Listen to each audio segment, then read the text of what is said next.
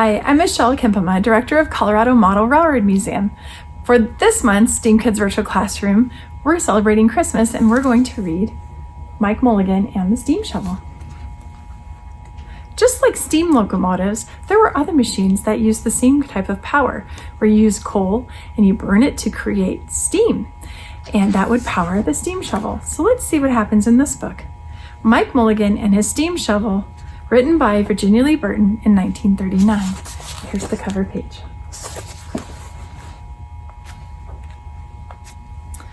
Mike Mulligan had a steam shovel, a beautiful red steam shovel. Her name was Mary Ann. Mike Mulligan was very proud of Mary Ann.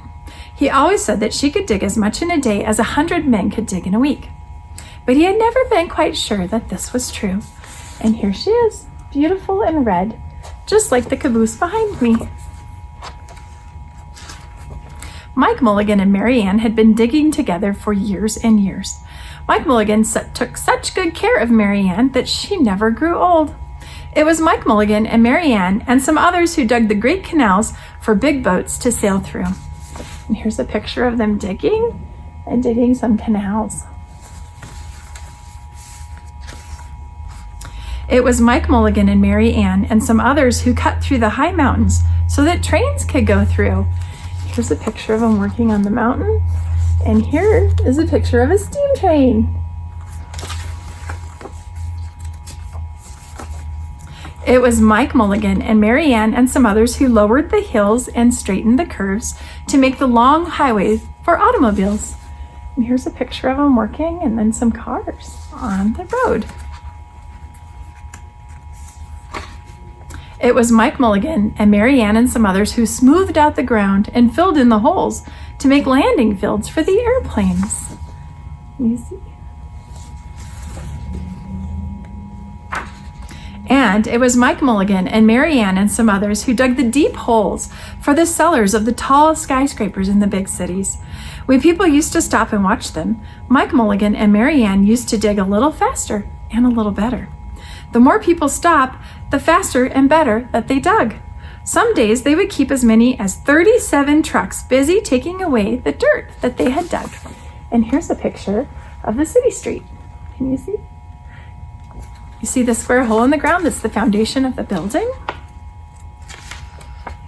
But then along came new gasoline shovels and the new electric shovels and the new diesel motor shovels, and took all the jobs away from the steam shovels. Mike Mulligan and Mary Ann were very sad. Here's a picture of the new technology and how sad they are. All the other steam shovels were being sold for junk or left out in gravel pits to rust and fall apart. But Mike loved Mary Ann, and he could not do that to her. He had taken such good care of her that she could still dig as much in a day as 100 men could dig in a week. At least he thought she could, but he wasn't quite sure. Everywhere they went, the new gas shovels and the new electric shovels and the new diesel motor shovels had all the jobs. No one wanted Mike Mulligan and Mary Ann anymore. Then one day, Mike read in a newspaper that the town of Popperville was going to build a new town hall. "We are going to dig the cellar of that town hall," said Mike to Mary Ann, and off they started. Here they are.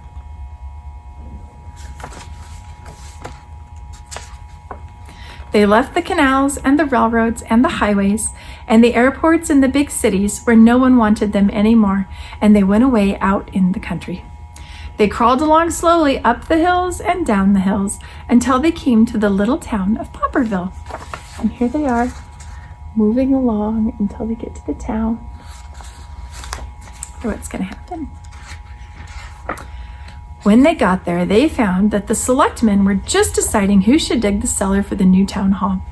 Mike Mulligan spoke to Harry B. Swap, one of the selectmen. "I heard," he said, "that you're going to build a new town hall. Mary Ann and I will dig the cellar for you in just one day." "What?" said Henry B. Swap. "Dig a cellar in a day? It would take 100 men at least a week to dig the cellar for the new town hall." "Oh, sure," said Mike, "but Mary Ann can dig as much in a day as 100 men can dig in a week." Though he had never been quite sure that this was true, But then he added, "If we can't do it, you won't have to pay." Henry B. Swap thought that this would be an easy way to get part of that cellar dug for nothing.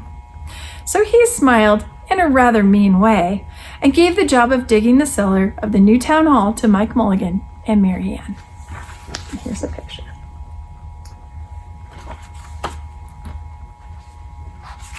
They started in early the next morning, just as the sun was coming up. Soon a little boy came along. "Do you think you will finish by sundown?" he asked to Mike Mulligan. "Sure," said Mike. "If you stay and watch us, we always work faster and better when someone is watching us." So the little boy decided to stay and watch. Here's a picture of the little boy, and he's staying and watching.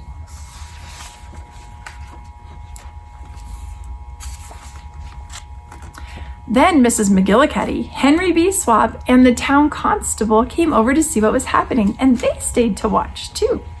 Mike Mulligan and Mary Ann dug a little faster and a little better.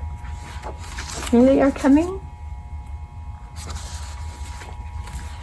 And we're digging away. This gave the little boy a really good idea.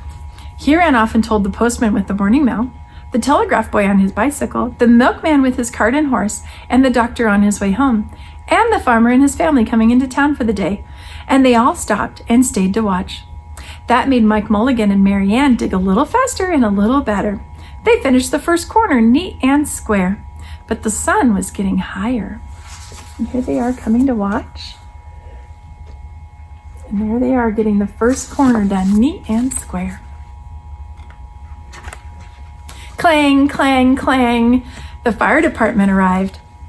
They had seen the smoke and thought there was a fire. The little boy said, "Why don't you stay and watch?" So the fire department of Popperville stayed to watch Mike Mulligan and Mary Ann. When they heard the fire engine, the children in the school across the street couldn't keep their eyes on their lessons. The teacher called a long recess and the whole school came out to watch. That made Mike Mulligan and Mary Ann dig a little faster and a little better.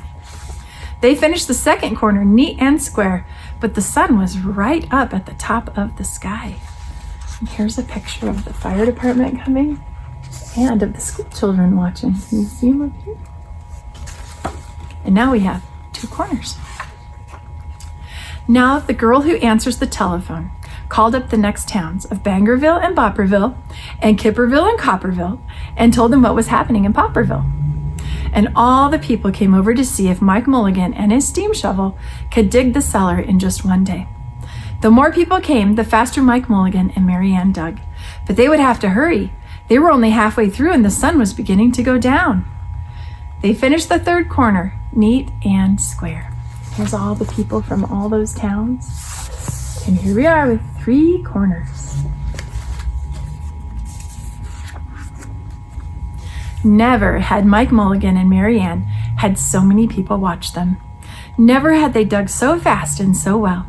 And never had the sun seemed to go down so fast. "Hurry, Mike Mulligan, hurry, hurry," shouted the little boy. "There's not much more time." Dirt was flying everywhere, and the smoke and steam were so thick that the people could hardly see anything. But listen, bang, bang, crash, slam, louder and louder and faster and faster. Oh my, look what's going on. All of the steam and the smoke and the noise. Then suddenly, it was quiet. Slowly the dirt settled down, the smoke and steam cleared away, and there was the cellar, all finished.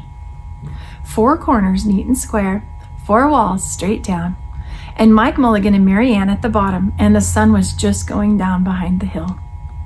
"Hooray!" shouted the people. "Hooray for Mike Mulligan and his steam shovel. They have dug the cellar in just one day." And look, here's the cellar, all completed.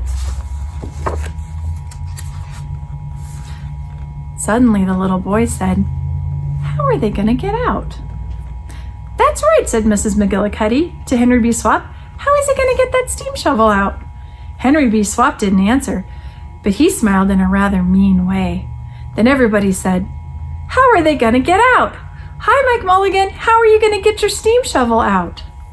Mike Mulligan looked around at the 4 square walls and the 4 square corners, and he said, "We've dug so fast, We've dug so well that we've forgotten to leave a way out." Nothing like this had ever happened to Mike Mulligan and Mary Ann before. They didn't know what to do. Here's the people wondering, and here is Mike and Mary at the bottom of the hole. Nothing like this has ever happened before in Popperville. Everyone started talking all at once, and everyone had a different idea. And everybody thought that his idea was the best idea. They talked and they talked and they argued and they fought till they were worn out. And still no one knew how to get Mike Mulligan and Mary Ann out of the cellar that they had dug. Then Henry B. Swap said, "The job isn't finished because Mary Ann isn't out of the cellar, so Mike Mulligan won't get paid." And he smiled again in a rather mean way. Now the little boy who had been keeping very quiet had another good idea. He said, "Why couldn't we leave Mary Ann in the cellar and build the new town hall above her?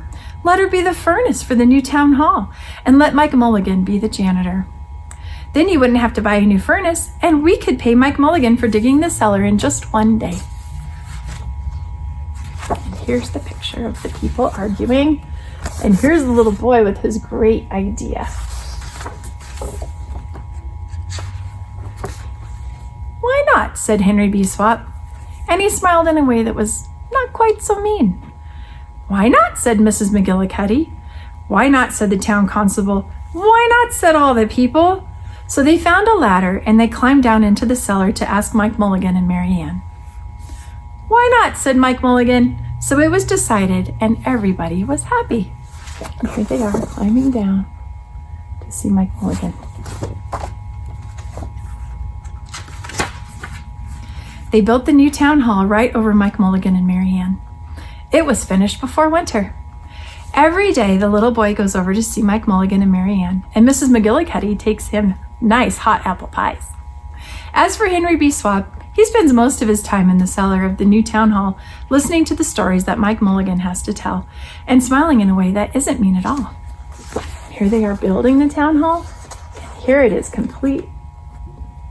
It's quite a building.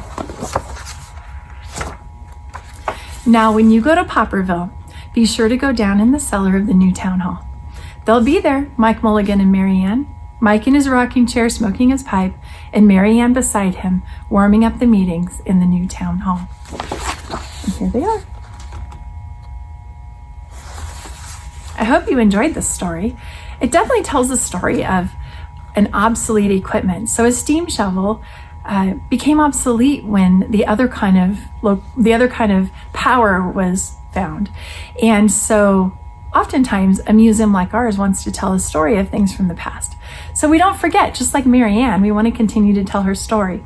And that's what we do here at a museum. So I love the story of Mike and Mary Ann and their steam shovel, and we hope that you have a Merry Christmas.